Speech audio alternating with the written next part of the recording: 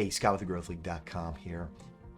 I just got a call from a past client who has now become a client again. And he said, hey, Scott, you know what? I've been thinking about this and we're already in 2024. And I know that if I do what I did in 2023, I'm probably going to get the same results. And I don't want to do that. And in this video, I'm going to tell you a quick story about him and also a quick story about me. In the meantime, if you don't know who I am, my name's Scott Miller. I'm the owner of thegrowthleague.com.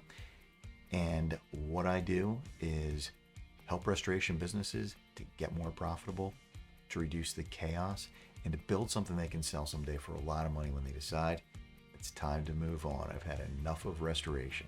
All right, let's get into it. I just want to tell a couple quick stories. So my client has this great production guy, just great personality. He's the kind of person that when you talk to him, or even you think about the last time you talk about him and it makes you smile. And my client last year in the beginning of the year toyed with the idea of putting him into sales and then decided against it. Just talked himself out of it. You know, the thought process was, I'm going to lose a great production guy, and yeah, I'm just going to keep things as they are. Now he's second guessing himself. He's thinking, geez, if I had put him in sales a year ago, how much revenue would he be generating today, right? Fast forward a year. So he's moving forward, putting him into sales.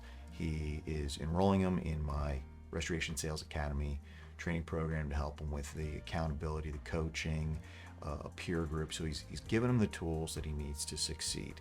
And he's moving forward with it because he wants different results this year. Okay, so I'll tell you a quick story about me. About 18 months ago, I decided, you know what? I get a lot of referrals from current clients, friends in the industry, but I want to reach out. I want to broaden my audience. So how do I do that? Well, I decided to really reluctantly start to write.